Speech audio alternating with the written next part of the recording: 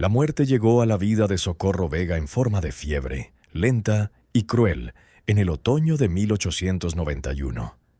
No fue la muerte rápida y piadosa de un accidente, sino la agonía de 3 semanas que convirtió a su esposo, Esteban, en una sombra febril, delirando sobre campos de maíz que nunca serían suyos.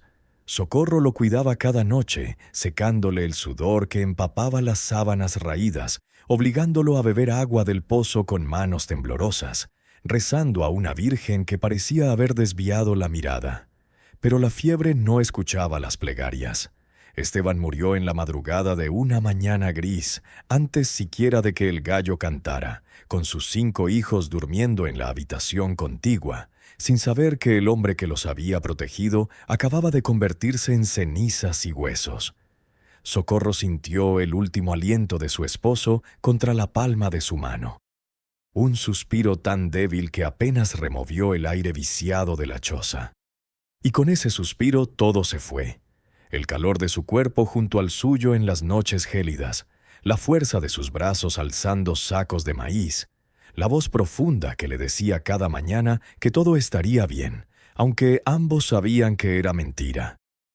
Se sentó junto a su cuerpo frío durante 1 hora, sin llorar, sin moverse, simplemente mirando el rostro demacrado del hombre con el que se había casado a los 15 años. Había sido peón de campo, como su padre y su abuelo, atado a la tierra por deudas inventadas en la tienda de la empresa. Nunca fueron ricos, nunca tuvieron suficiente, pero tenían algo. Se tomaban de la mano bajo la mesa cuando el jefe venía a cobrar, se daban calor mutuamente cuando azotaba el invierno. Si esta historia ya te está cautivando, no olvides suscribirte y darle a me gusta. Cuéntame en los comentarios desde dónde la escuchas. Me encanta saber de ti. El entierro fue una ceremonia miserable. El sacerdote, un hombre gordo e indiferente, murmuraba latín mientras Socorro permanecía junto a la tumba con sus 5 hijos alineados como soldaditos. Tomás, de 12 años, con los hombros ya encorvados por el trabajo. Las gemelas Luz y Rosa, de 9 años, pequeñas y delgadas como palos. Pedro, de 6 años, con los ojos demasiado grandes para su cara delgada. Y la bebé Estrella, de apenas 2 años, que no entendía por qué su madre ya no sonreía. Nadie en el pueblo ofreció sus condolencias. Los demás trabajadores bajaron la mirada sabiendo que la viudez era contagiosa. Una señal de mala suerte que alejaba incluso a quienes compartían la miseria. Socorro sintió el peso de las miradas que no la veían, el silencio que era peor que las palabras. Estaba sola. La realidad de su situación la golpeó como un peso 3 días después del entierro, cuando el capataz de la hacienda, un hombre con cara de cuchillo llamado Macario, tocó a su puerta al amanecer. No esperó a que ella abriera. Simplemente empujó la puerta de madera podrida y entró manchando con sus botas sucias el piso que Socorro acababa de barrer. «Viuda», dijo sin saludar, sacando un papel doblado de su chaqueta de cuero. «Don Sebastián manda decir que la casa es para obreros. Esteban ya no trabaja allí. Tiene 3 días para desocuparla». Socorro sintió que la tierra se abría bajo sus pies. La choza era miserable, con goteras en el techo y grietas en las paredes de adobe por donde se filtraba el viento gélido, pero era un techo. Era el único lugar donde sus hijos dormían, protegidos de la intemperie. «Pero mis hijos», comenzó, odiándose a sí misma por el temblor en su voz. «Los niños comen», interrumpió Macario con una sonrisa que apenas le llegaba a los ojos. «Don Sebastián es generoso. El niño, Tomás, puede quedarse a trabajar en el campo. Le daremos su ración. Los demás…» Se encogió de hombros. «No es mi problema, viuda. 3 días». Se fue dejando la puerta abierta mientras el frío de noviembre se colaba como un invasor. Socorro se quedó paralizada, abrazando a Estrella contra su pecho, sintiendo las miradas de sus otros hijos fijas en ella, esperando que su madre arreglara el mundo desmoronado. Pero no había nada que arreglar. Esa noche, mientras sus hijos dormían acurrucados en el único catre, Socorro se sentó junto al fuego moribundo y contó lo que tenía. 17 pesos en monedas de cobre escondidas en una bolsa de tela. El dinero de años lavando ropa ajena y vendiendo los huevos de sus 2 gallinas flacuchas. 17 pesos. No le alcanzaba para comprar un terreno, ni para alquilar una habitación en el pueblo, ni siquiera para alimentarlos durante un mes. El pánico era una bestia viviente en su pecho, royéndole las costillas. 3 días. En 3 días estarían en el camino, durmiendo bajo los árboles, mendigando tortillas a las puertas de quienes apenas tenían lo suficiente. Tomás podía quedarse, sí, atado a la hacienda como su padre, trabajando hasta que se le rompiera la espalda o le diera fiebre. Pero las niñas, Pedro, el bebé. Socorro cerró los ojos y vio el futuro con una claridad aterradora. Luz y Rosa vendidas como sirvientas a alguna familia adinerada, o peor aún, Pedro mendigando en alguna plaza polvorienta. Estrella muriéndose de hambre en sus brazos porque su leche se había secado meses atrás. La desesperación no era abstracta. Tenía rostro, nombre, el sabor de las lágrimas que finalmente brotaron y que se tragó en silencio para que sus hijos no la oyeran desmoronarse. La salvación llegó en forma de rumor el segundo día, cuando Socorro fue al pozo comunal a sacar agua. Las mujeres que lavaban ropa junto al pozo guardaron silencio cuando se acercó, pero Socorro ya estaba acostumbrada a ser invisible. Llenó su cántaro en silencio, pero entonces oyó que la conversación se reanudaba a sus espaldas, las voces deliberadamente altas, como si quisieran que las oyera. «Dicen que la vieja Catalina por fin murió», dijo una mujer gorda con voz chismosa. La encontraron tiesa en su mecedora mirando fijamente la colina. «Que en paz descanse», murmuró otra santiguándose sin convicción. «Pero ahora el rancho Los Sauces está vacío, nadie va a querer ese lugar». «Nadie en su sano juicio», coincidió el primero. «Esa propiedad está maldita. Todo el mundo lo sabe. Por algo don Sebastián la vende por una miseria. Dicen que pide 3,500 pesos, pero nadie la quiere ni gratis». Socorro se detuvo con la pesada jarra en los brazos. 3,500 pesos. Era una fortuna, pero las mujeres decían que nadie la quería. ¿Toda una finca? Su corazón empezó a latir más rápido. «¿Por qué está maldita?», preguntó una voz joven y curiosa. «Ay, querida, ¿dónde has vivido?», respondió la mujer gorda bajando la voz hasta convertirla en un susurro teatral. En Los Sauces ocurrió la masacre de los trabajadores, hace unos 50 años cuando el abuelo de don Sebastián era el patrón. Dicen que hubo una revuelta, que los trabajadores se levantaron contra él exigiendo sus salarios atrasados. El viejo Mendoza no les pagó. Los mandó matar a todos, más de 40 hombres. Los enterraron en algún lugar de la propiedad. Nadie sabe exactamente dónde. Por eso dicen que oyen cosas, añadió otra mujer con los ojos brillantes de un miedo placentero. Lamentos en noches sin luna, pasos cuando no hay nadie, puertas que se abren solas. Catalina vivió allí 30 años completamente sola, sin hablar con nadie, y mira cómo acabó, muerta y tiesa, contemplando quién sabe qué horror. «Don Sebastián quiere venderlo rápido», continuó la mujer gorda. «Heredó ese terreno cuando murió su padre, pero no viviría allí por nada del mundo. Dice que quien lo compre se lo quedará todo. La casa, los campos, los árboles. Pero nadie se atreve. Dicen que la desgracia es contagiosa». Socorro permaneció inmóvil procesando. Una finca, un terreno, un techo, todo por 3,500 pesos que no tenía. Pero la semilla de una idea loca y desesperada comenzó a germinar en su mente hambrienta. Esa tarde, Socorro hizo algo que nunca había hecho en sus 28 años. Fue directamente a la casa grande de don Sebastián Mendoza. El jefe era un hombre de unos 50 años, con bigote depilado y una mirada fría que la observaba como un animal en el mercado. La recibió en el porche, ni siquiera la invitó a pasar.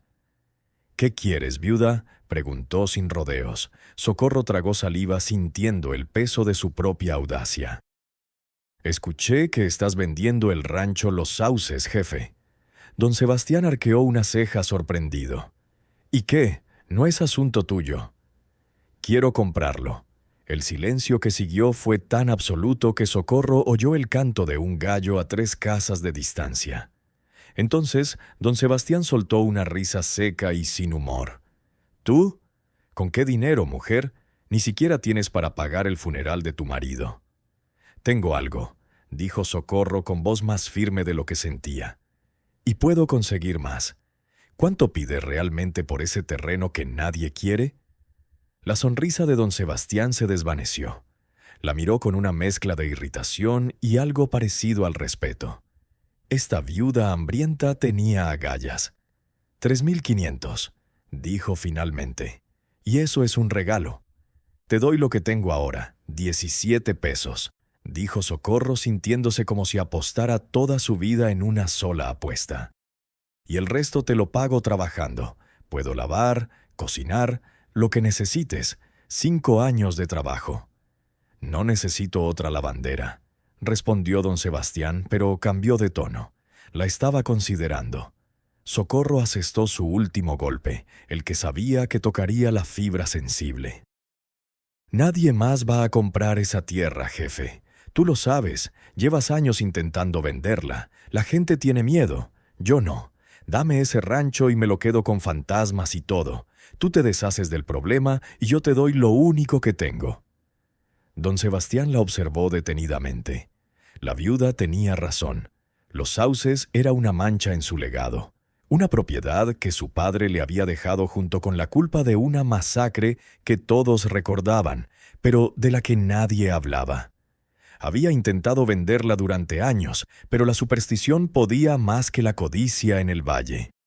20 pesos, dijo finalmente. Dame 20 pesos ahora y el terreno es tuyo. Y llévatelo contigo, viuda, con todo y maldición. No quiero volver a saber nada de ese lugar. Socorro sintió que le flaqueaban las piernas. 20 pesos. Le faltaban 3. Pero entonces recordó las 2 gallinas, las únicas que tenía. ¿Puedo pagarte mañana al mediodía? Necesito vender unas cosas. Don Sebastián asintió con impaciencia. Mañana. Pero si no traes el importe completo, el trato se cancela y te vas de mi propiedad hoy mismo. Socorro vendió las gallinas por 2 pesos a un comerciante que se aprovechó de su desesperación. Vendió su manto de boda, su único objeto de valor, por otro peso. Al mediodía siguiente depositó 20 pesos en monedas de cobre en manos de don Sebastián Mendoza. El jefe contó el dinero cuidadosamente y sacó un papel arrugado de su chaqueta. «Firma aquí, o pon una cruz si no sabes escribir». Socorro tomó la pluma con manos temblorosas y, para sorpresa de don Sebastián, escribió su nombre con la torpe caligrafía que su madre le había enseñado. Socorro Vega de Morales. «La finca es tuya», dijo don Sebastián entregándole el papel como si lo quemara. «Y que Dios se apiade de tu alma, porque yo no puedo». Socorro dobló el documento y lo apretó contra su pecho. Acababa de comprar una finca maldita con el dinero de su propia destrucción. Pero era suya. Era un lugar donde sus hijos podían dormir sin que nadie los rechazara. Cuando regresó a la choza, Tomás la miró con ojos llenos de preguntas. «Nos vamos», dijo Socorro simplemente. «Empaca todo lo que puedas llevar». El camino a los Sauces era una cicatriz polvorienta que serpenteaba desde el valle civilizado y ascendía hacia las áridas colinas, donde los sauces que daban nombre a la hacienda llevaban mucho tiempo muertos de sed. Socorro caminaba delante con Estrella atada a la espalda con un chal prestado, mientras Tomás cargaba lo más pesado de sus pertenencias: una olla abollada, 2 mantas raídas y el metate de piedra de su abuela. Los gemelos llevaban a Pedro de la mano, los 4 avanzando en un silencio denso, cargado de miedo. El sol de noviembre caía implacable, convirtiendo el sendero en una cinta brillante de calor fantasmal. No habían comido desde la mañana, solo agua del arroyo que habían cruzado. Socorro sentía cada paso como un martillazo en sus pies descalzos, pero no se detuvo. Detenerse era dudar, y la duda era un lujo mortal. Llegaron cuando el sol empezaba a descender, tiñendo el horizonte de un naranja enfermizo. Y allí, recortado contra el cielo moribundo, se alzaba el rancho Los Sauces. Socorro se detuvo en seco y sus hijos se estrellaron contra ella. La estructura que tenían ante ellos no era la finca próspera que su desesperada imaginación había imaginado. Era una ruina. La casa principal era grande, sí, de 2 pisos con un amplio porche sostenido por columnas de piedra, pero las ventanas eran huecos vacíos sin cristales, solo marcos rotos por los que silbaba el viento. El techo de tejas se había derrumbado parcialmente, creando un perfil irregular, como una boca llena de dientes rotos. Las puertas de madera estaban hinchadas por años de lluvia y sol, colgando de bisagras oxidadas. Las paredes de adobe, antes blancas, estaban manchadas de musgo verdoso, con profundas grietas que las recorrían como cicatrices. Alrededor de la casa, los campos que debieron ser fértiles ahora eran solo extensiones de tierra seca y pedregosa, cubiertas de maleza espinosa que les llegaba a la cintura. Los corrales estaban vacíos, las cercas derribadas. No había animales, ni vida, solo el zumbido constante de las moscas y el susurro del viento entre la madera podrida. «Mamá», susurró Luz con voz débil y asustada. Esto está muerto». Socorro no respondió. No podía. La realidad de su decisión la golpeó como un mazazo. Había gastado todo lo que tenía en comprar una tumba. Esto no era un rancho, era un cementerio arquitectónico. Pedro rompió a llorar, un sollozo ahogado que Rosa también lloró. Tomás miró fijamente la estructura con los ojos abiertos, el rostro como el de un niño mayor, paralizado por el horror. Socorro sintió que algo se rompía en su interior, una fractura limpia y terrible. Pero entonces, Estrella, la bebé a su espalda, emitió un sonido. Una risa clara y burbujeante, el sonido de la inocencia que no entiende de desgracias. Socorro giró la cabeza y vio que la niña miraba al cielo, donde una bandada de pájaros volaba en perfecta formación, recortada contra el naranja del atardecer. Ese sonido, esa risa pura en medio de la desolación, fue como un clavo ardiendo en el corazón de Socorro. Sus hijos estaban vivos, hambrientos, asustados, pero vivos, y esta ruina, por horrible que fuera, era suya. Nadie podía ahuyentarlos. «Entramos», dijo Socorro sin que su voz admitiera réplica. «Antes de que oscureciera, encontramos un lugar para dormir». La puerta principal no estaba cerrada con llave porque las cerraduras habían sido robadas hacía mucho tiempo. Socorro la empujó y la madera crujió como un animal herido, dando paso a un pasillo vasto y oscuro. El olor que la golpeó fue como un puñetazo en el estómago. Humedad, madera podrida, excrementos de murciélago y algo más, algo metálico y rancio que le puso la piel de gallina. El interior era peor que el exterior. El suelo de baldosas, antes elegante, estaba cubierto de polvo, hojas secas y cristales rotos. Manchas oscuras y húmedas en las paredes parecían rostros distorsionados bajo la luz mortecina. En una esquina, una escalera de madera conducía al segundo piso, pero varios escalones estaban rotos, dentados y dentados. Los niños se apiñaron alrededor de Socorro, respirando agitadamente y asustados. Tomás señaló una puerta lateral. «Mamá, allá parece una cocina». Socorro asintió. La cocina sería el lugar más seguro. Paredes más gruesas, una estufa, tal vez agua. Cruzaron el pasillo con cuidado. Cada crujido de las tablas del suelo las hacía saltar. La puerta de la cocina estaba entreabierta. Socorro la empujó y entraron en una habitación grande con una enorme chimenea de piedra, ennegrecida por el hollín antiguo. Había una tosca mesa de madera volcada en una esquina y, milagrosamente, un pozo interior con una bomba manual. «Tomás, prueba el agua», ordenó Socorro. El niño bombeó con fuerza. El mecanismo chirrió y protestó, pero tras varios intentos salió un chorro de agua marrón y maloliente.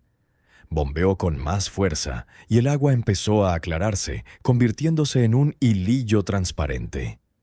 «Funciona», dijo Tomás, con una mezcla de alivio y miedo en su voz. Socorro dejó a Estrella en el suelo y empezó a trabajar con una eficiencia nacida del pánico. «Luz, Rosa, busquen leña seca, lo que sea. Pedro, ayúdenlos. Tomás, levanta esa mesa. Dormiremos aquí esta noche». Mientras sus hijos obedecían, Socorro exploró los armarios de la cocina. Estaban vacíos, salvo por telarañas y ratones muertos, pero las estructuras eran sólidas. Esta habitación podía defenderse. Encontraron madera, sillas rotas, marcos de ventanas podridos. Tomás encendió una fogata en la chimenea mientras Socorro limpiaba un rincón con un trapo, creando un espacio donde los niños pudieran dormir. No tenían comida, solo agua y el terror de la primera noche. Cuando el fuego finalmente prendió, llenando la cocina con una luz naranja parpadeante, los 5 niños se acurrucaron alrededor de las llamas como polillas. Socorro se sentó con la espalda contra la pared, Estrella dormida en su regazo, y observó las sombras que danzaban en las paredes agrietadas. Afuera, el viento aullaba entre las vigas rotas de la hacienda. Sonaba como voces, como lamentos. Socorro cerró los ojos y rezó, no por salvación, sino por fuerza.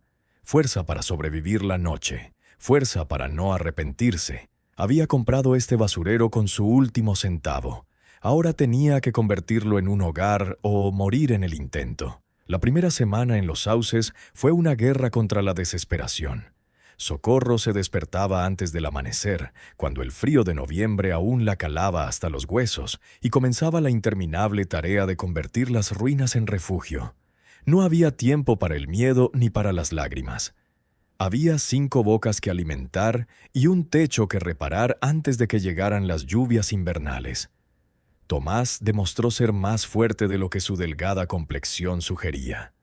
Juntos, madre e hijo arrancaron las tablas podridas de las ventanas de la cocina y las reemplazaron con piedras y barro, sellando las aberturas contra el viento.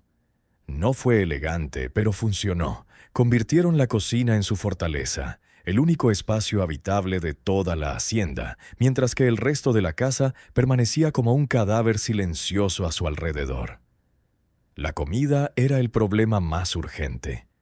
Socorro había llegado con las manos vacías, sin semillas, sin animales, sin nada. El primer día, los niños solo comieron tortillas de agua, masa sin sal cocinada en piedras calientes. El segundo día, ni siquiera eso. Pedro lloró de hambre, un llanto débil que le partió el corazón. Fue Luz quien encontró una salvación temporal. Cactus chumberas silvestres que crecían en las grietas de las paredes exteriores. Socorro los cortó con cuidado, quitándoles las espinas con las manos ensangrentadas, y los cocinó con agua y sal que había tomado prestada. Mentira, robada, de la casa de un vecino lejano. Los chumberas sabían a amarga esperanza, pero llenaban su estómago vacío. «Mamá, ¿vamos a morir aquí?», preguntó Rosa una noche con su vocecita quebrada en la oscuridad. Socorro la abrazó fuerte, sintiendo los huesos de su hija bajo la piel. «No», respondió con una certeza que no sentía. «Vamos a sobrevivir. Esto es nuestro ahora. Nadie nos lo puede arrebatar». Pero la propia urbanización parecía rechazarlos. Las noches eran peores que los días. Al caer la noche, la casa cobraba vida con sonidos inexplicables. Crujidos profundos provenientes de las habitaciones cerradas del segundo piso, como si alguien caminara sobre las tablas podridas del suelo. Golpes sordos contra las paredes que hacían temblar el polvo antiguo. Corrientes de aire gélido que se filtraban por grietas imposibles, trayendo un olor metálico y rancio que revolvía el estómago. Los niños se acurrucaron alrededor de la chimenea, con los ojos abiertos bajo el resplandor anaranjado de las brasas moribundas. Tomás intentó ser valiente, pero Socorro lo vio temblar. Los gemelos rezaron el rosario que les había enseñado su abuela, susurrando avemarías con sus voces infantiles en medio del silencio opresivo. Si esta historia te tiene al borde del asiento, asegúrate de suscribirte y activar las notificaciones para no perderte ninguna historia como esta. Tu apoyo significa todo para mí. La segunda noche, Socorro oyó pasos, claros, pausados, bajando la escalera rota de la entrada. Se levantó, con el corazón latiéndole con fuerza en las costillas. Agarró el cuchillo oxidado que había encontrado entre los escombros y se dirigió a la puerta de la cocina. La entreabrió. El pasillo estaba vacío. La luz de la luna llena se filtraba por las ventanas rotas, proyectando cuadrados plateados sobre el suelo cubierto de escombros. Nada se movía, pero Socorro juró haber oído pasos, tan reales como los latidos de su propio corazón. Son tablas viejas, dijo en voz alta, necesitando oír algo humano. Se encogen con el frío, pero no lo creí del todo. Al tercer día, mientras exploraba el perímetro de la propiedad buscando algo, cualquier cosa, que pudiera vender o intercambiar, Socorro encontró los campos traseros. Estaban ocultos tras un bosquecillo de mezquites retorcidos, extensiones de tierra que antes habían sido cultivadas, pero que ahora eran solo maleza y rocas. Y allí, medio enterrado bajo años de abandono, encontró una herramienta, un arado oxidado pero completo. Su corazón dio un vuelco. Con un arado podría preparar la tierra, con tierra preparada podría sembrar semillas, con semillas que de alguna manera obtendría, podría cultivar alimentos. Era una larga y frágil cadena de sí y quizás, pero algo era. Tomás y ella arrastraron el arado de vuelta a la casa, con los músculos ardiendo por el esfuerzo. Pesaba más que los dos juntos, pero no se rindieron. Cuando finalmente lo dejaron junto a la cocina, Socorro se desplomó en el suelo, jadeando con las manos laceradas y sangrando. «Vamos a plantar», le dijo a Tomás, quien la miraba con ojos que habían envejecido 10 años en una semana. «En primavera plantaremos todo este campo y comeremos de nuestra tierra». Tomás asintió, queriendo creer, necesitando creer. Pero la finca tenía otros planes. Al cuarto día, mientras Socorro limpiaba la despensa vacía de la cocina, encontró algo que le heló la sangre, profundos y desesperados arañazos en la pared interior, como si alguien hubiera intentado escapar, y debajo de los arañazos, grabados en el adobe con algo afilado, había palabras apenas legibles. «No se bucean, déjenlos dormir». Socorro retrocedió, y el trapo se le cayó de las manos. Las palabras eran viejas, quizá de décadas atrás, pero el mensaje era claro. Alguien había estado allí antes, alguien aterrorizado. Cerró de golpe la puerta de la despensa y nunca más la abrió.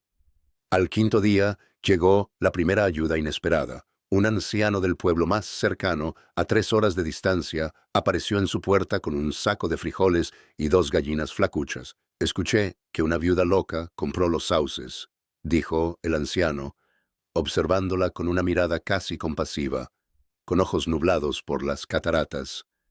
«Soy Ezequiel. Trabajé aquí de niño, antes de que pasara lo que pasó». Socorro lo invitó a pasar, desesperada por compañía adulta, por alguien que no fueran sus asustados hijos.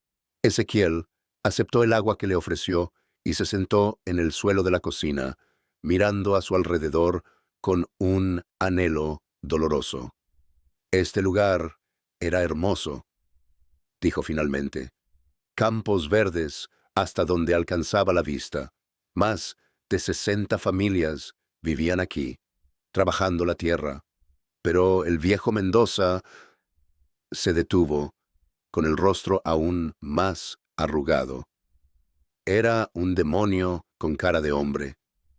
«¿Qué pasó?», preguntó Socorro, aunque una parte de ella no quería saberlo. Los hombres exigieron sus salarios. Era diciembre, igual que ahora. Habían trabajado todo el año sin paga, solo con promesas. Necesitaban dinero para sus familias, para comprar comida para Navidad. El viejo Mendoza se rió en sus caras. Ezequiel cerró los ojos. Los hombres se enojaron. Hubo gritos, empujones. El viejo llamó a sus guardias armados, y entonces el silencio se extendió, pesado como el plomo. Los mataron, terminó Ezequiel, con la voz apenas un susurro. 42 hombres. Los arrastraron a algún lugar, nadie sabe exactamente dónde. Los enterraron como perros. Las familias huyeron esa misma noche, sin siquiera recoger sus pertenencias, y desde entonces nadie ha querido vivir aquí. Socorro sintió que el suelo se hundía bajo sus pies. 42 hombres, muertos, enterrados en algún lugar de esta propiedad que ahora era suya. ¿Por qué me traes comida entonces?, logró preguntar. Ezequiel la miró con tristeza. Porque esos hombres tuvieron hijos, y tú tienes hijos, y alguien tiene que romper la maldición de este lugar. Se levantó con dificultad. Ten cuidado, viuda. Esta tierra está sedienta. No le des de beber sangre nueva. La dejó con los frijoles, los pollos y un terror que se instaló en sus huesos como hielo. Esa noche, Socorro les dio frijoles cocidos a sus hijos, su primera comida de verdad en casi una semana. Los vio comer desesperadamente, manchándose la cara, sonriendo por primera vez desde que llegaron. Y mientras los observaba, tomó una decisión. Fuera lo que fuese, lo que estuviera enterrado en los sauces, ella no iba a excavar, no iba a buscar. Iba a vivir en esa tierra, cultivarla, criar a sus hijos en ella. Los muertos podían quedarse donde estaban, solo necesitaba a los vivos para sobrevivir. Pero el destino, como siempre, tenía otros planes. La tormenta empezó a gestarse una semana después, cuando el cielo se tornó del color del plomo fundido, y el aire se densificó hasta volverse casi sólido. Socorro lo sintió en los huesos antes de verlo. Ese cambio de presión que tensa el cuerpo, que advierte de violencia inminente.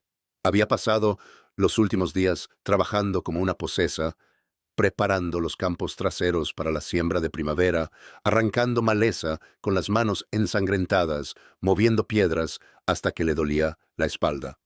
Tomás trabajaba a su lado, silencioso y decidido, un hombre con el cuerpo de un niño de 12 años. Los gemelos cuidaban de Pedro y Estrella, jugando a juegos inventados entre los muros de la cocina, que parecía una fortaleza. Habían establecido una rutina frágil: despertarse al amanecer, trabajar hasta el anochecer, comer lo poco que tenían, dormir acurrucados contra el frío. No era vida, era supervivencia, pero era suyo. Y entonces llegó el día en que el horizonte se oscureció. Socorro estaba en el campo cuando vio la pared de nubes negras avanzando desde el norte, devorando el cielo azul con una voracidad aterradora. El viento cambió de dirección, convirtiéndose en un aullido bajo y constante que hacía bailar el polvo en remolinos fantasmales. «¡Tomás!», gritó, su voz apenas audible por encima del rugido creciente del viento. «¡A la casa! ¡Ahora!». Corrieron. El viento les azotaba la espalda como manos invisibles, urgentes y violentas. Para cuando llegaron a la cocina, empezaron a caer las primeras gotas, espesas, frías, golpeando el suelo seco con sonidos como de disparos. Los gemelos estaban aterrorizados, aferrados a Pedro, quien lloraba con un sollozo agudo y continuo. Estrella, en brazos de luz, también había empezado a llorar, presa del pánico colectivo. Socorro cerró de golpe la puerta de la cocina y miró las ventanas selladas con piedra y barro. Rezó para que aguantaran. La tormenta golpeó con toda su furia media hora después. No era lluvia, era un diluvio. El agua caía en cortinas tan densas que el mundo exterior se desvanecía tras una pared líquida. El rugido era ensordecedor, un bramido constante que hacía temblar las paredes de adobe. El viento aullaba, buscando entrar, silbando por cada grieta, cada hendidura, trayendo consigo un frío cortante que apagaba el fuego del hogar una y otra vez. Socorro luchaba por mantener vivas las brasas, protegiéndolas con su cuerpo, mientras Tomás intentaba sellar una ventana que goteaba. El agua se filtraba por el techo, cayendo en hilos plateados que formaban charcos en el suelo de tierra.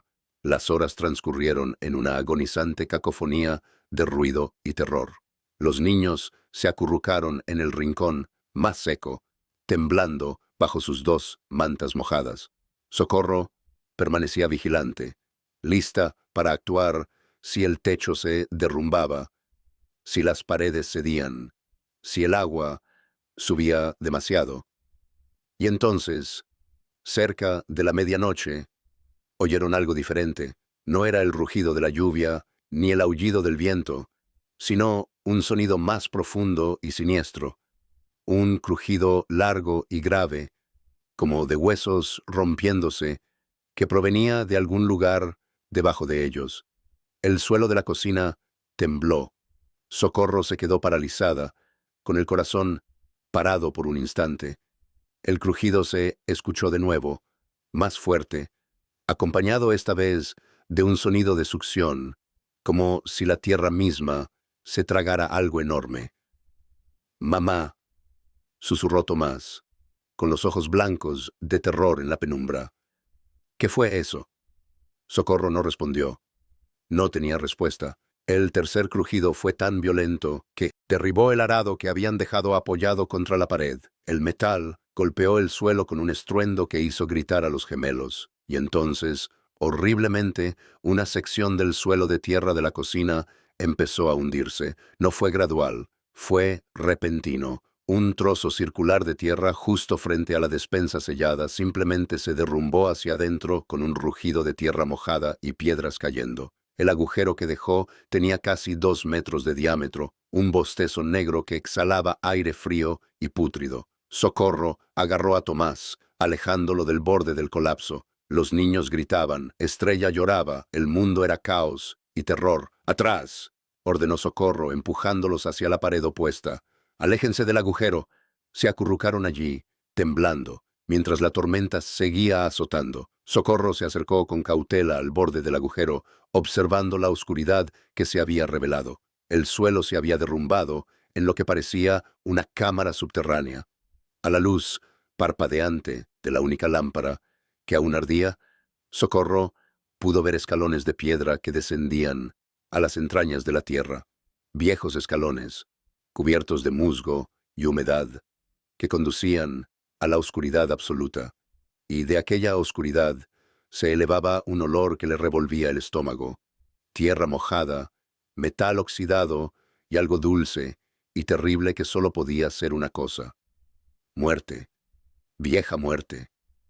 «Mamá, ¿qué pasa?», preguntó Luz, con voz temblorosa. Socorro no supo qué decir.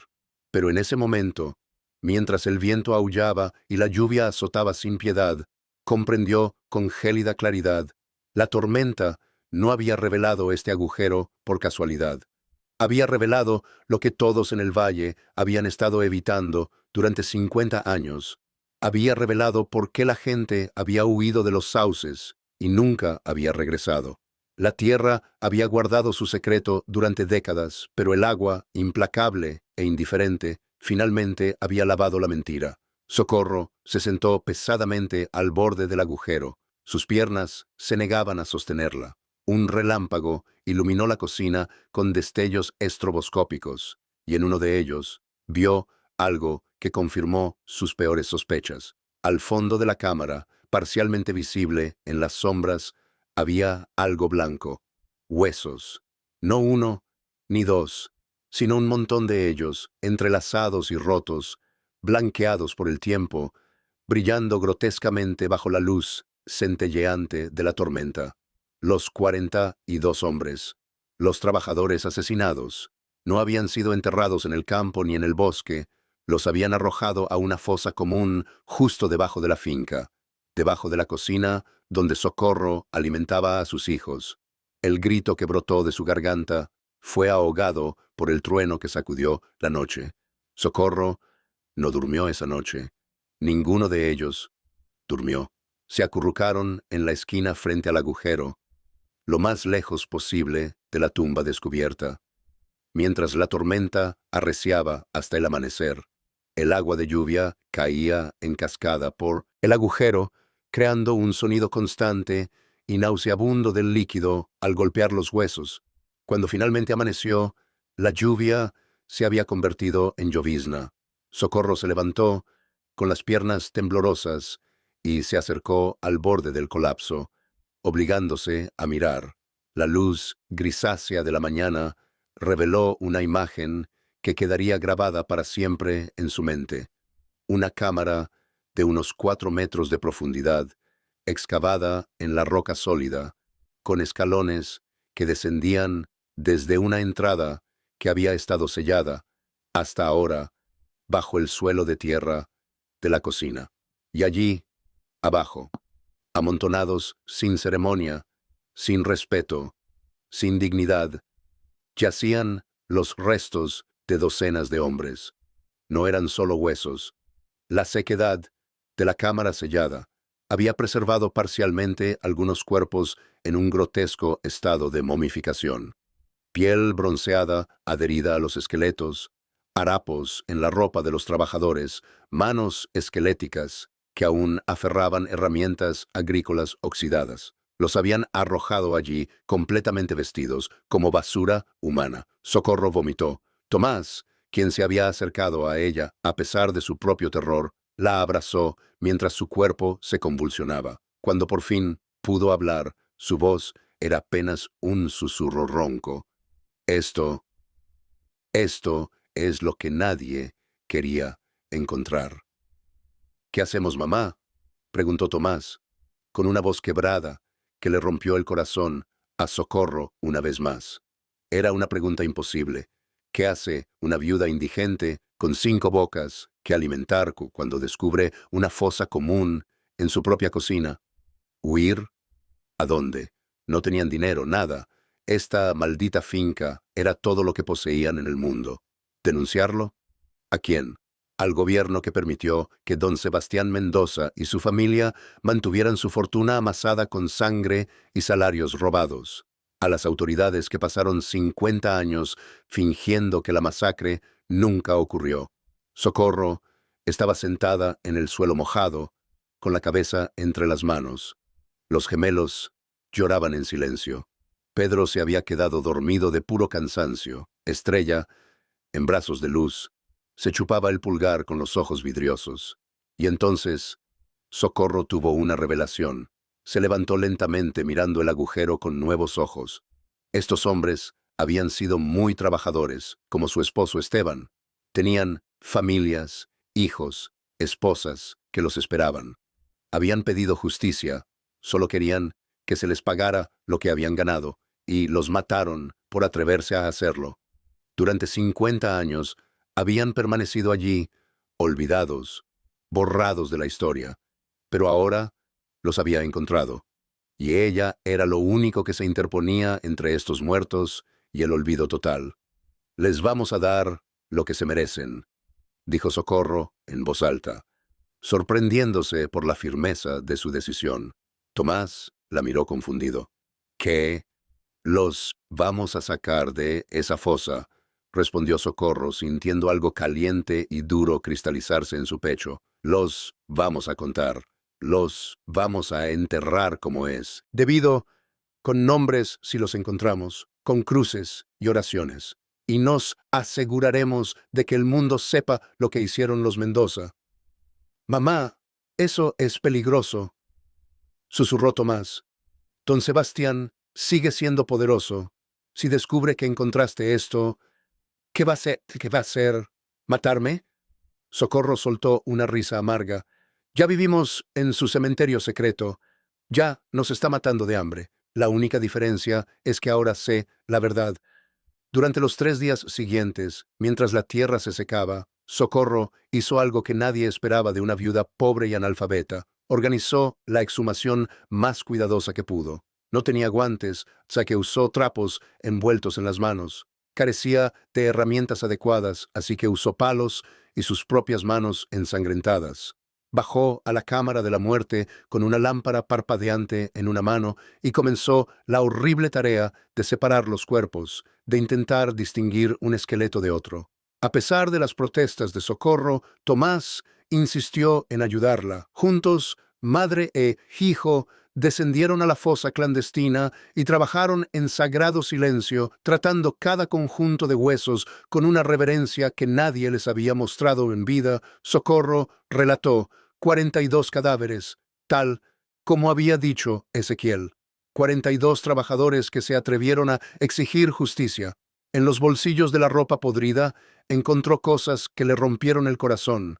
Una medalla religiosa oxidada, una fotografía destrozada por la humedad, donde aún se distinguía el rostro borroso de una joven, un simple anillo de bodas, una armónica, una carta de amor escrita con letra torpe que nunca fue enviada.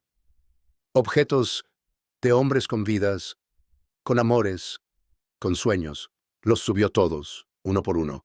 Tomás ayudó a colocarlos en la parte trasera de la hacienda, en un área que Socorro había despejado cuidadosamente. Y allí, bajo el sol de diciembre, comenzó a cavar tumbas individuales. Los gemelos, al principio aterrorizados, empezaron a ayudar haciendo cruces de madera con ramas de mezquite. Pedro, demasiado pequeño para comprenderlo del todo, recogió flores silvestres que crecían entre las ruinas.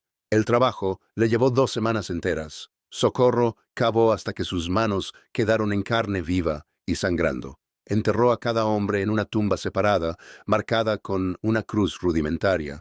No sabía sus nombres, pero les dio lo único que podía, respeto. Cuando por fin estuvo terminado, 42 cruces de madera se alzaban en ordenadas filas en el campo trasero de los sauces, un cementerio improvisado, humilde, pero digno. Socorro se arrodilló ante las tumbas, rodeada de sus hijos, y rezó. No era una mujer culta, apenas sabía leer, pero las palabras brotaron de lo más profundo de su alma. Te olvidaron, pero ya no. Te enterraron como basura, pero ahora descansas con honor. Tus nombres están con Dios, aunque yo no los conozca. Y juro, por la vida de mis hijos, que el mundo sabrá lo que les hiciste. Fue un juramento peligroso, un juramento que podría costarle todo, pero Socorro Vega había descubierto algo en esas 2 semanas de horror y trabajo. Era más fuerte de lo que nadie, incluida ella misma, había imaginado. La tormenta había revelado por qué la gente huía de los sauces. Había revelado el crimen que la familia Mendoza había ocultado durante medio siglo. Pero también había revelado algo más, que en medio de la muerte y la desesperación, todavía había una posibilidad de justicia. Y Socorro, una viuda pobre con 5 hijos, y sin nada que perder excepto su dignidad, se había convertido en la guardiana de esa justicia. La finca, los sauces, ya no era solo una ruina maldita, fue un testimonio, fue una prueba, fue el recuerdo vivo de un crimen que alguien, por fin, se atrevió a reconocer. Socorro sabía que el silencio era la opción segura. Enterrar a los muertos, sellar el agujero de la cocina con piedras y barro fresco, seguir como si nada hubiera pasado. Eso es lo que cualquier persona sensata habría hecho. Sobrevivir, proteger a sus hijos, no causar problemas con los poderosos. Pero cada noche, al cerrar los ojos, veía esos huesos, veía la medalla religiosa deslustrada que había encontrado en el bolsillo de un esqueleto, veía la carta de amor sin enviar, con las palabras descoloridas por la humedad, pero aún visibles. Mi querida esposa, pronto volveré a casa con dinero para... La carta nunca se terminó. El hombre nunca regresó a casa. Su esposa, probablemente, pasó el resto de su vida esperándolo, sin saber que yacía a metros bajo tierra, asesinado por exigir lo que le pertenecía por derecho. Pasó una semana después del entierro. Socorro intentó volver a su rutina, trabajar en el campo, alimentar a sus hijos con lo poco que tenían, reparar lo que podía en la granja, pero la normalidad le parecía obscena, como bailar sobre una tumba. Fue Tomás quien finalmente verbalizó lo que estaba pensando. «Mamá, dijo una noche, mientras comían frijoles aguados alrededor del fogón reparado. ¿Deberíamos contarle a alguien sobre los hombres? Los gemelos dejaron de masticar y miraron a Socorro con los ojos muy abiertos. Pedro, demasiado pequeño para comprender del todo, siguió comiendo. Socorro dejó su plato de barro. Si hablamos, don Sebastián sabrá que encontramos su secreto. ¿Y entonces? Preguntó Tomás con una valentía que un niño de 12 años no debía tener. Y podría hacernos lo mismo que les hizo a ellos, respondió Socorro con brutal honestidad. No iba a mentirles a sus hijos, no sobre esto. El silencio cayó pesadamente. Luz empezó a llorar en silencio. Rosa la abrazó. Pero mamá, continuó Tomás, con la voz entrecortada, si no decimos nada, nadie lo sabrá. Esos hombres quedarán en nada, como si nunca hubieran existido. Socorro lo miró. Su hijo, que había crecido demasiado rápido, que había cavado tumbas con sus propias manos, que había visto cosas que lo perseguirían en sueños por el resto de su vida. Y supo que Tomás tenía razón. Tienes razón, dijo finalmente. Voy a hablar. ¿Con quién? Preguntó Luz, entre sollozos. Socorro no lo sabía. Las autoridades locales respondían a los Mendoza. El gobierno se mostraba distante y sordo a los clamores de los pobres. Pero la iglesia tenía su propia autoridad, una que incluso las familias poderosas debían respetar, al menos en apariencia. Voy a hablar con el padre Anselmo, decidió Socorro. El sacerdote del pueblo, no el de aquí. Él tiene que saberlo, y si Dios es justo, algo hará. 2 días después, Socorro dejó a Tomás al cuidado de sus hermanos y caminó 4 horas hasta San Miguel del Valle, el pueblo más grande donde el padre Anselmo oficiaba en la iglesia principal. Llevaba 3 cosas consigo: la medalla religiosa que había encontrado, la carta de amor inconclusa envuelta en un paño y su sencillo anillo de bodas. Evidencia, prueba de que esos huesos habían sido personas. El padre Anselmo era un hombre de unos 60 años, de barba canosa y ojos que habían visto demasiado sufrimiento como para sorprenderse por nada. Recibió a Socorro en la sacristía de la iglesia, ofreciéndole agua y un banco para sentarse. Socorro habló durante 1 hora sin parar. Le contó todo: la compra desesperada del rancho, la tormenta, el derrumbe del suelo, los 42 cadáveres. Le mostró la medalla, la carta, el anillo. Le describió cómo los había enterrado uno por uno, cómo había marcado cada tumba con una cruz. El padre Anselmo escuchaba en silencio, su rostro palideciendo con cada palabra. Cuando Socorro terminó, el sacerdote se levantó y se acercó a la ventana, contemplando el pueblo con manos temblorosas. Siempre supe que algo había pasado en los sauces, dijo finalmente el padre Anselmo, con la voz cargada de dolor. Cuando era joven, recién ordenado, corrían rumores. Familias enteras desaparecían de la noche a la mañana. Mujeres que preguntaban por sus maridos eran recibidas con silencio. Pero los Mendoza donaban generosamente a la iglesia, y mi superior de entonces decidió que era mejor no hacer preguntas. Se volvió hacia Socorro y había lágrimas en sus ancianos ojos. Cobardía, dijo con la voz entrecortada. Lo llamábamos prudencia, pero era cobardía. Dejamos que esos hombres cayeran en el olvido porque nos convenía, porque los Mendoza tenían el poder, y los muertos no votan, no se quejan, no causan problemas. Pero ahora sabes la verdad, dijo Socorro, levantándose, y tienes que hacer algo. El padre Anselmo la miró largo rato. ¿Sabes lo que pides? Si denuncio esto públicamente, los Mendoza lo negarán todo. Dirán que eres una viuda loca, que inventó una historia para ganar dinero. Te destruirán. Ya estoy destrozada, respondió Socorro con terrible calma. No tengo nada que perder, salvo mi conciencia. ¿Y tú? Fue un golpe directo, una pregunta que tocó la esencia misma de lo que significaba ser un hombre de Dios. El padre Anselmo cerró los ojos y Socorro vio décadas de compromiso y silencio pesando sobre sus hombros. Tienes razón, susurró finalmente. Que Dios me perdone, pero tienes razón. Se sentó en su escritorio y comenzó a escribir. Su pluma se deslizaba con urgencia por el papel, documentando cada detalle que Socorro le había contado. Al terminar, tenía 3 páginas de testimonio escritas con letra clara y firme. Voy a enviarle esto al obispo de la capital, dijo, y yo mismo iré a los Sauces para verificar todo lo que me han dicho. Si es cierto, y sé en el fondo que lo es, voy a pedirle a la Iglesia que exija una investigación oficial. Socorro sintió que algo se aflojaba en su pecho, algo que había estado tenso desde que vio los primeros huesos. No era un alivio total, pero era esperanza, pequeña, frágil, pero real. Gracias, padre, logró decir. No, respondió el sacerdote, levantándose y tomándole las manos. Gracias, hija mía. Dios te puso en ese lugar maldito por algo. Eres la voz de los que no tienen voz. Socorro regresó a los Sauces con el corazón más ligero que en meses. El camino era largo y sus pies descalzos sangraban, pero había hecho algo. Había hablado. Había empezado a remover la piedra que ocultaba la podredumbre.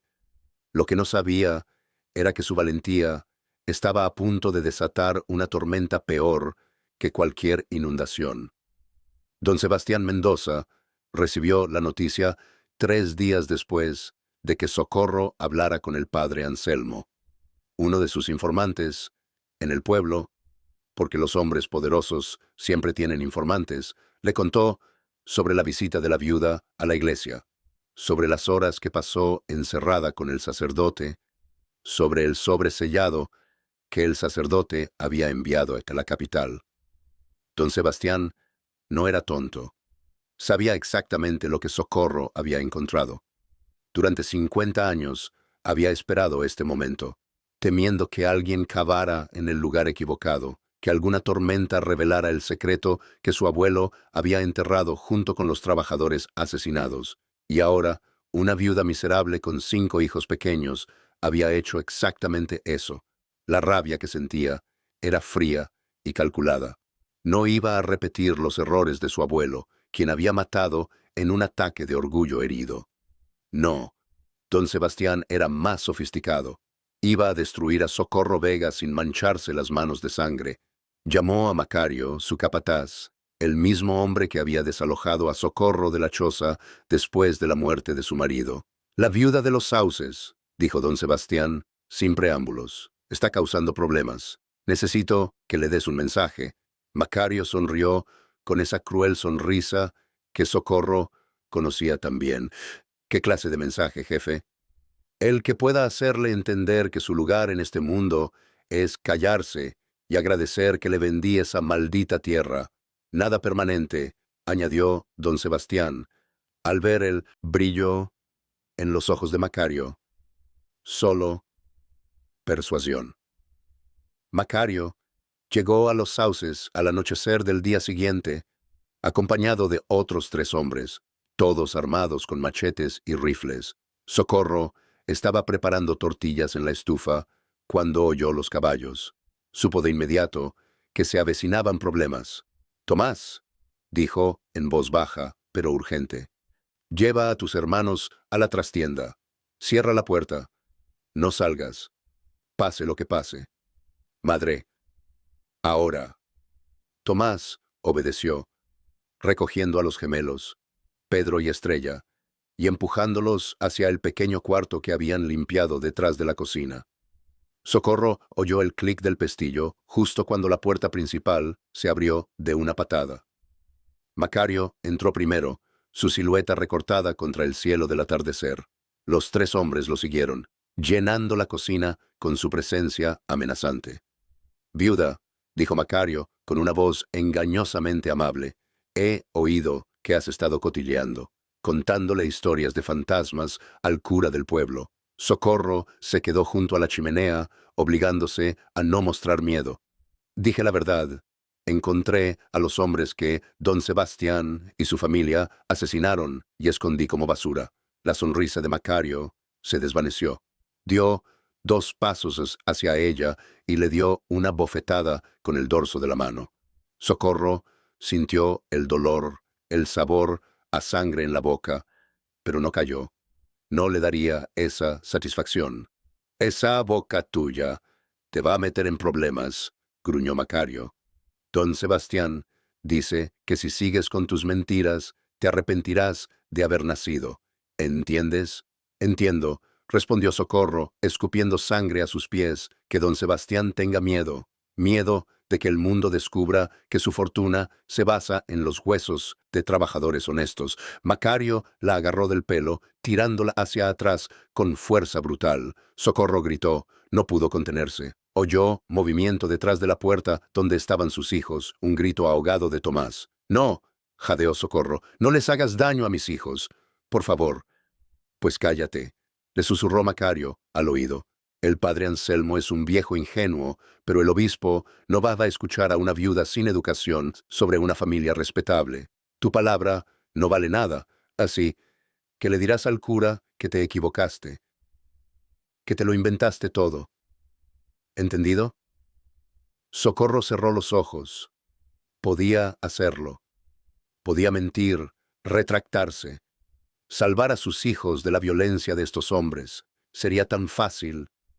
Pero entonces vio, con el ojo de su mente, la carta inacabada.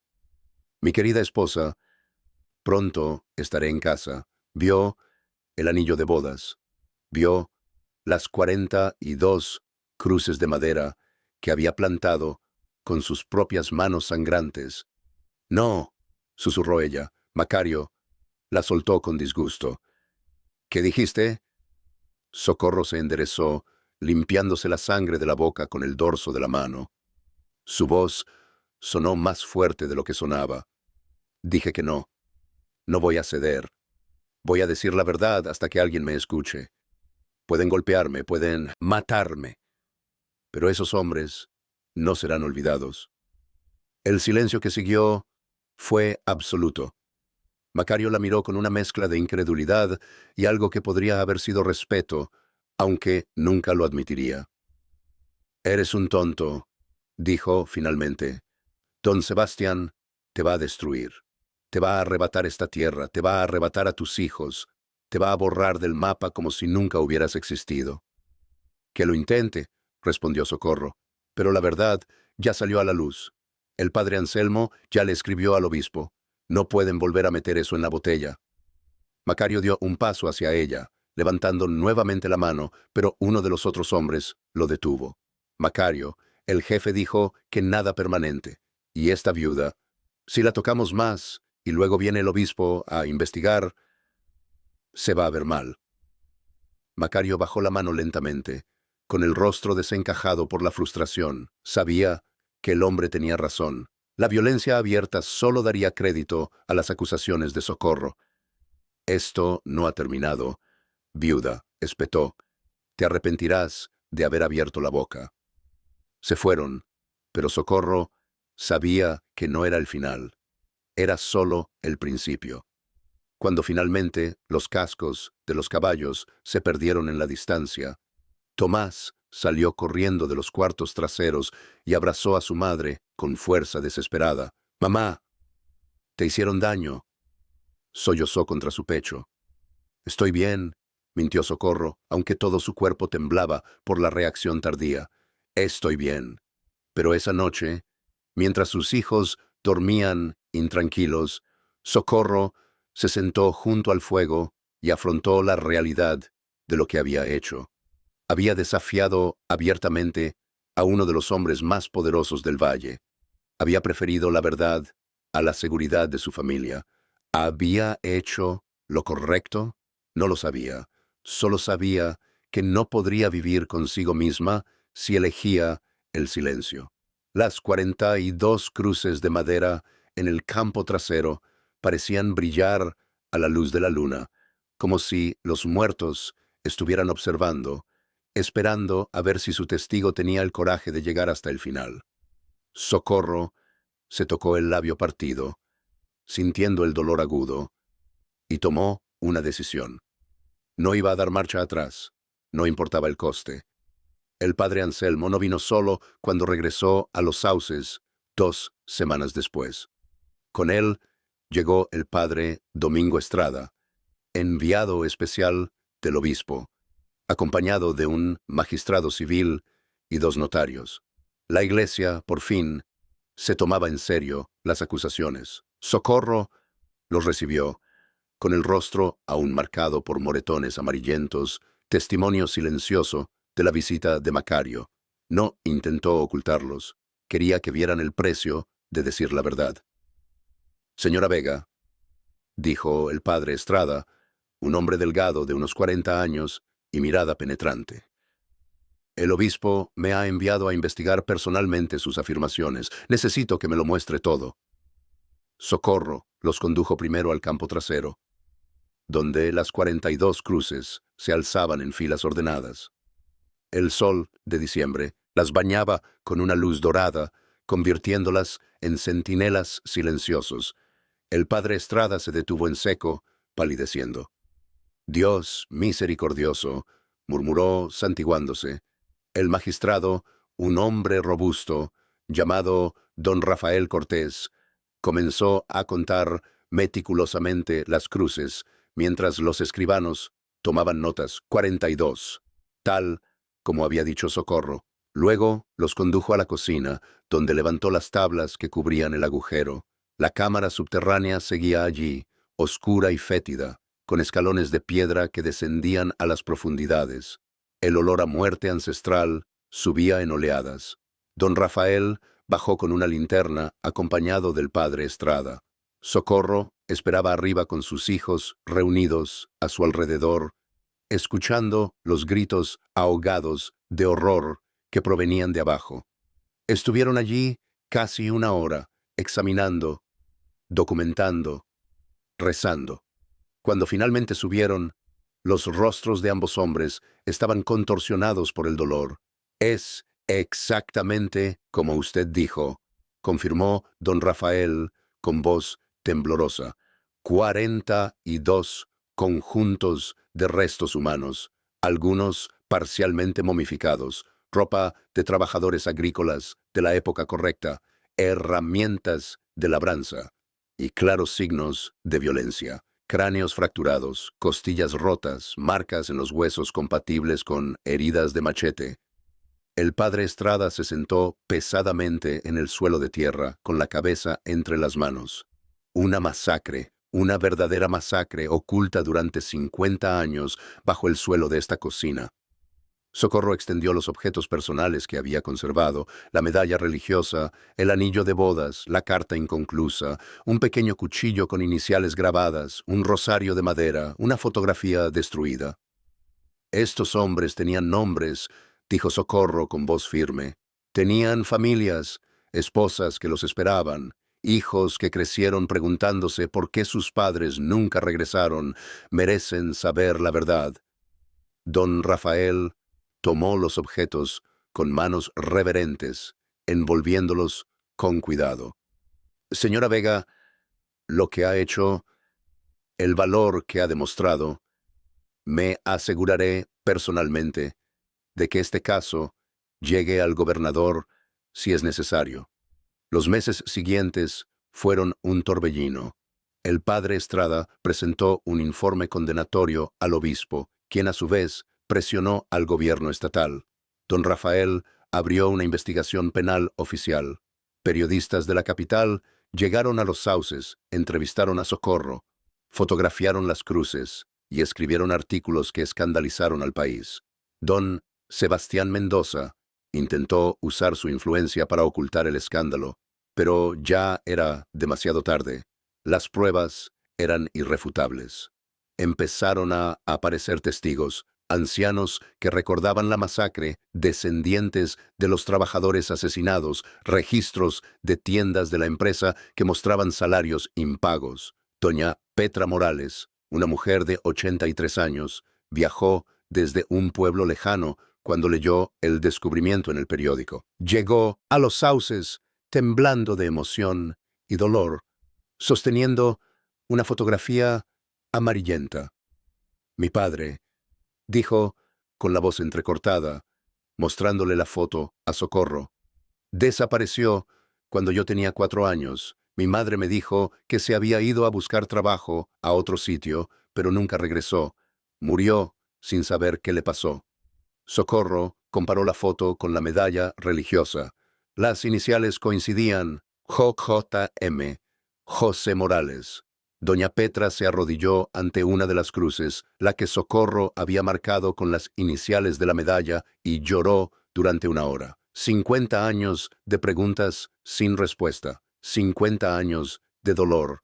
Finalmente encontraron algo parecido a un cierre. Gracias, le dijo a Socorro, tomándole las manos entre las suyas arrugadas.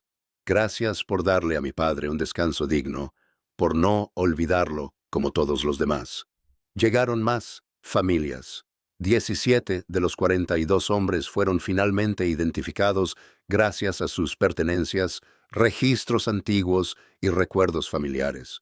Socorro ayudó a cada familia a encontrar la tumba correcta, compartiendo lo que había encontrado y compartiendo su duelo con ellos. El caso legal fue complejo. Don Sebastián no pudo ser acusado directamente del asesinato. Fue su abuelo quien ordenó la masacre, pero sí se le acusó de obstrucción a la justicia, encubrimiento y malversación de salarios. Sus propiedades fueron embargadas mientras continuaba la investigación. Macario, quien había agredido a Socorro, fue arrestado por intimidación de testigos. Al llegar la policía, intentó huir, pero fue capturado. En su juicio, otros trabajadores a quienes había maltratado durante años finalmente se atrevieron a declarar. Fue condenado a 5 años de prisión. Pero lo más importante fue lo que ocurrió en Los Sauces. El gobierno, presionado por la Iglesia y la opinión pública, declaró el lugar como lugar de memoria histórica. Aportó fondos para construir un monumento adecuado, una pequeña capilla junto al cementerio, donde las 42 cruces fueron sustituidas por lápidas de piedra, cada una grabada con un nombre cuando se conocía, o con la inscripción «Trabajador desconocido, víctima de injusticia», cuando no. Socorro rechazó las ofertas para mudarse a un lugar mejor. Los Sauces ahora era suyo, no solo por el papel que don Sebastián le había asignado, sino por derecho de sangre, sudor y justicia. Era tierra consagrada, tierra redimida. Con donaciones de familias agradecidas y la ayuda de la Iglesia, fue reparando gradualmente la finca. Los campos volvieron a cultivarse. Construyó un pequeño orfanato en una de las salas restauradas, dando refugio a niños abandonados, como casi lo habían sido sus propios hijos.